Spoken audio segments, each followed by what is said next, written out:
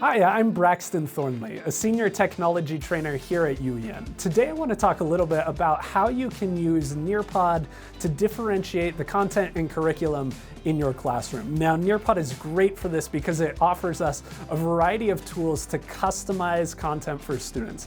The first is that Nearpod offers really robust reports that can help you identify specific students who need specific reports.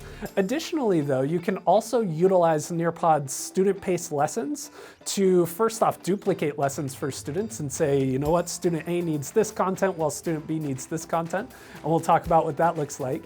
But additionally, you can also use the self-paced lessons to provide students with really in-depth, rich feedback. So those are a few of the features and aspects that we're going to look at today, and I'm excited to give you a couple more ideas on how to differentiate content in your classroom. Now, like I mentioned before, reports are a really powerful way to identify gaps in students' knowledge, and you can then use that information to differentiate content for your students. One of the first ways that we're going to look at how to do that is by duplicating lessons and then slightly altering them as needed. So I have this lesson here that's called The Art of Persuasion, Common Logical Fallacies, and we'll say that most of my students are getting this lesson in class. But what I want to do is I want to extend the lesson for some of my students who are a little bit further ahead. So what I'm going to do is I'm going to click on those three dots there, and after I've clicked on those three dots, I'm going to select duplicate. So I don't need to make the whole lesson again, I'm just going to create a copy. And then within this new copy, what I'm going to do is I'm going to add an extension. So first off, I'm going to rename this version of it so that I don't get mixed up as I'm looking at all of my lessons.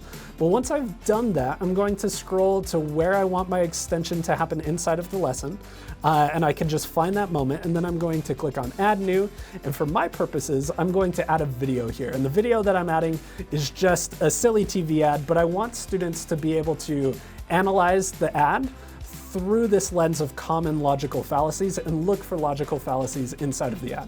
So I'm going and adding the video here. You can see I've just uploaded it from YouTube. I'm gonna select that and save it. And then once I've done that, I'm also going to add a question that goes along with this video too. So I'm going to go back into Add, select Open-Ended Question, and add that in.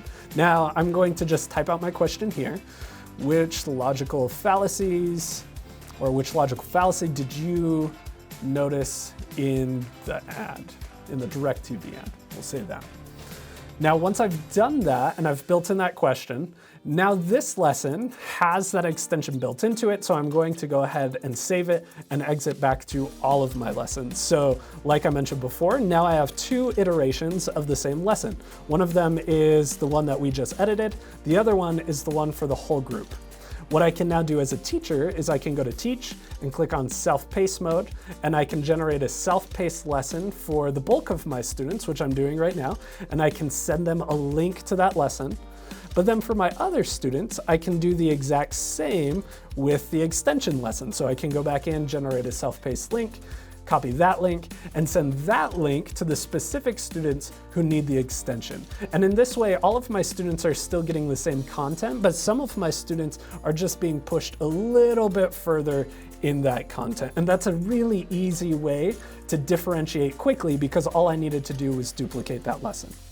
Another really powerful practice, though, is to use Nearpod lessons to provide students with feedback, and a great way to do that is by using the Nearpod library or even any lessons that you already have.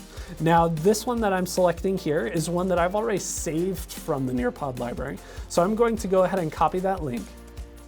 But what this will do is as I am leaving students feedback on their writing, I can say, you know what, it looks like you didn't totally understand this concept of ethos, pathos, logos.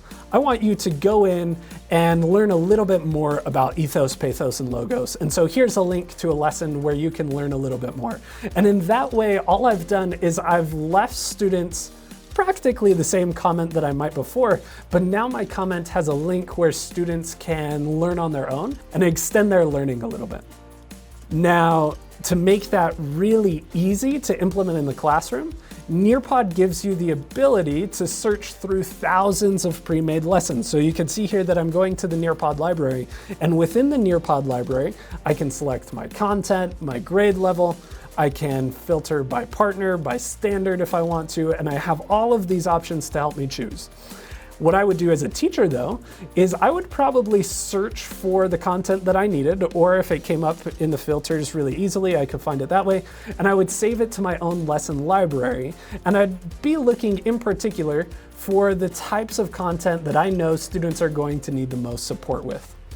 Once I have then saved that lesson to my Nearpod library, what I can do is I can just link to it whenever I need it.